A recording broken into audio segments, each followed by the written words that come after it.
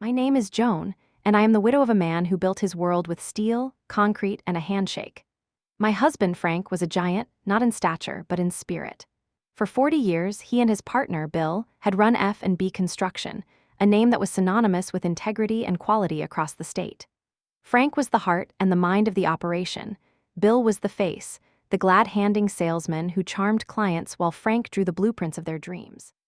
When Frank passed away after a sudden, fierce battle with pneumonia, the silence he left behind was a deafening, cavernous thing. He had been my partner in every sense of the word, and in his will, he made that partnership final. He left me his entire 50% share in the company.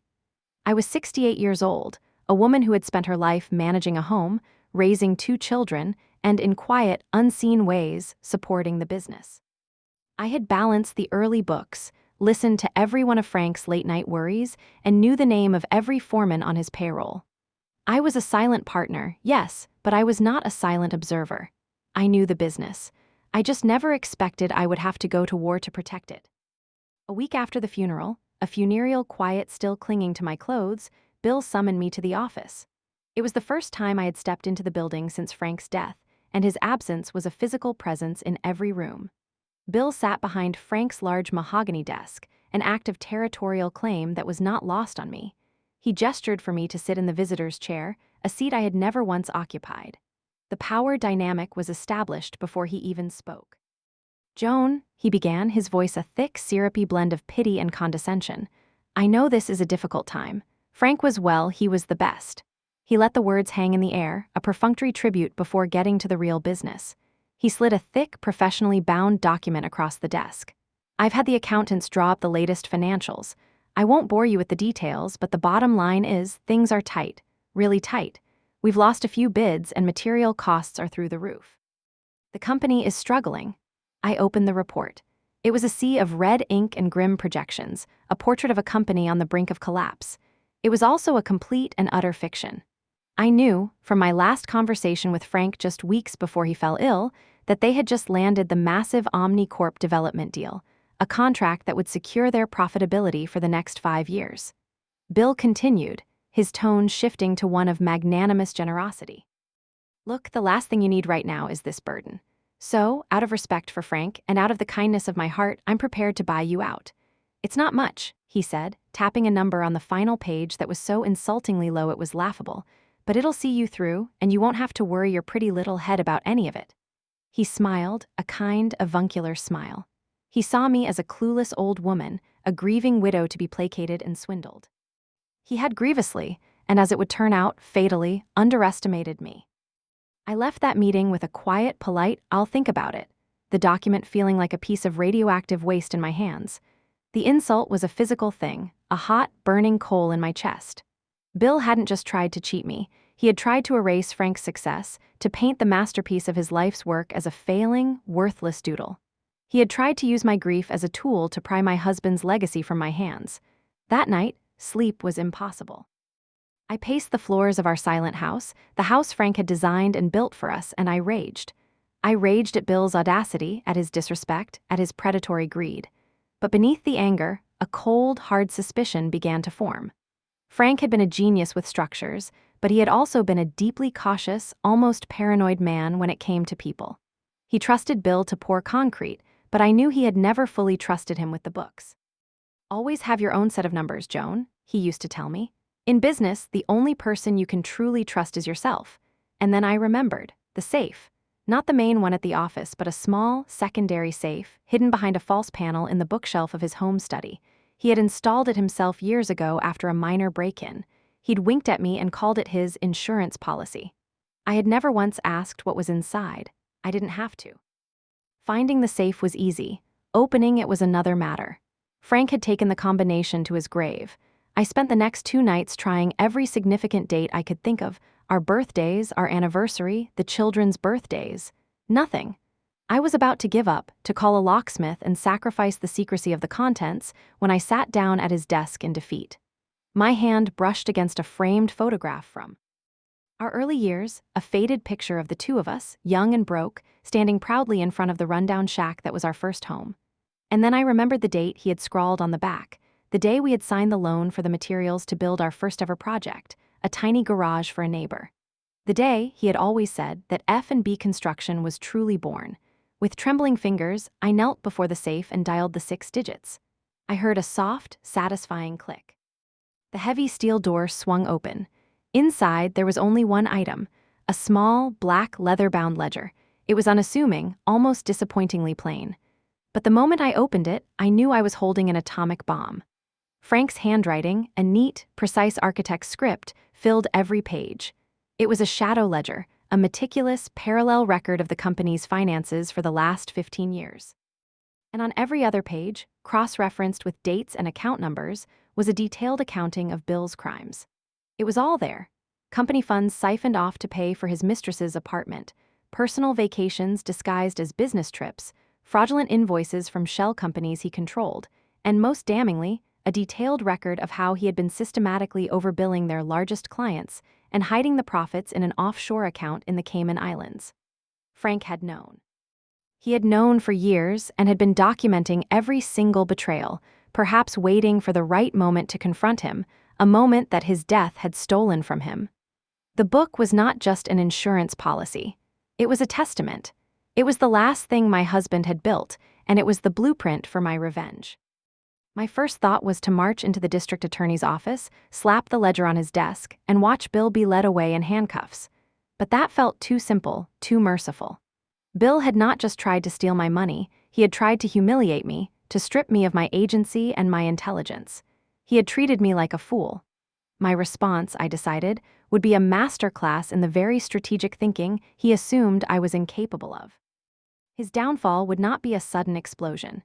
It would be a slow, controlled demolition, and I would be the one with my finger on the butt. My first step was to hire a man named Mr. Davies, a forensic accountant with a reputation for being a bloodhound. In a quiet meeting in my lawyer's office, I presented him with a digitized copy of Frank's ledger. I watched his face as he scrolled through the pages, his expression shifting from professional interest to incredulous awe. "Ma'am," he said, looking up from the screen, "if even half of this is true, your husband's partner is one of the most prolific corporate criminals I've ever encountered. And your husband was a bookkeeping genius." For the next 6 weeks, Davies and his team worked in the shadows, a ghost army digging through the digital bones of F&B construction. With the legal authority of my 50% ownership, they subpoenaed bank records, cross-referenced invoices, and traced the flow of money through a dizzying web of shell corporations and offshore accounts. One by one, they verified every single entry in Frank's ledger. The little black book wasn't just a diary of suspicions, it was a flawless record of fact. Davies compiled their findings into a report that was as thick as a phone book and as damning as a signed confession. I now had more than just Frank's word. I had ironclad, verifiable proof. With the evidence secure, it was time to choose my target. The ledger had detailed years of overbilling against multiple clients, but one stood out. Omnicorp, the massive development firm whose latest project was F&B's biggest ever contract. According to Frank's records, Bill had overcharged them by nearly $3 million on their previous project alone and was setting them up to do the same on the current one. Omnicorp was run by a notoriously ruthless CEO, a man who did not suffer fools and certainly did not suffer being cheated. They would be the first domino. I knew that directly approaching them would be risky. I needed to remain a ghost. Working with a cybersecurity expert recommended by Mr. Davies, we created an anonymous, encrypted email address and a secure, untraceable data packet. The packet contained a small, carefully curated sample of the evidence, a copy of a handful of pages from the ledger, the corresponding fake invoices Bill had submitted, and the real bank statements showing the flow of money into his Cayman Islands account. It was just enough to be undeniable. The email I composed was short and to the point. Subject: a discrepancy in your F&B construction invoices. To the CEO of Omnicorp, you are being systematically overcharged. The attached files are proof. I suggest you have your own auditors look closely at your accounts. More will be revealed in due course. We sent it at 3 a.m. on a Tuesday morning, and then we waited. The explosion was faster and more spectacular than I could have possibly imagined. Omnicorp, with its army of lawyers and in-house auditors, moved with the swift, brutal efficiency of a predator. 2 days after my anonymous email, they launched their own internal investigation. A week after that, the story broke on the front page of the city's business journal. OMNICORP sues F&B Construction for fraud. The lawsuit was for $20 million, citing breach of contract, fraudulent billing, and punitive damages. The news hit the financial world like a thunderclap. F&B's lines of credit were instantly frozen. Their insurance carriers put them on notice. Subcontractors began demanding cash up front. The company, which had been a rock of stability for 40 years, was suddenly radioactive. Bill was blindsided, caught in a firestorm he couldn't comprehend. I pictured him in his office, the falsified report he had shown me, now a pathetic piece of fiction, in the face of this very real, very public catastrophe. He was forced to call an emergency board meeting to address the lawsuit with a handful of minority investors who held the remaining shares. The meeting was set for the following Friday. It was time for the silent partner to finally speak. I walked into the F&B conference room on Friday morning, the air thick with panic and fear. The minority investors, men who had known Frank for years, looked pale and shaken. Bill stood at the head of the table, his face florid, a sheen of sweat on his brow. He looked 10 years older than he had a month ago. He didn't acknowledge me as I took a seat, my presence a minor annoyance in the face of his corporate meltdown. He launched into a blustering, defensive tirade. The lawsuit, he claimed, was a baseless shakedown, a negotiating tactic by the corporate bullies at OmniCorp. It was a misunderstanding, a clerical error that was being blown out of proportion. He promised he would fight it, that he would protect their investment, that he would salvage the company Frank had built. He was lying, and he was a bad liar at that. I let him finish. I let him exhaust his arsenal of bluster and falsehoods until he was left panting slightly, looking around the room for support. The room was silent. All eyes, uncertain and afraid, eventually turned to me. I stood up, my heart a steady, slow drum in my chest. Bill is right about one thing, I began, my voice quiet but carrying in the tense silence. We all want to protect what Frank built.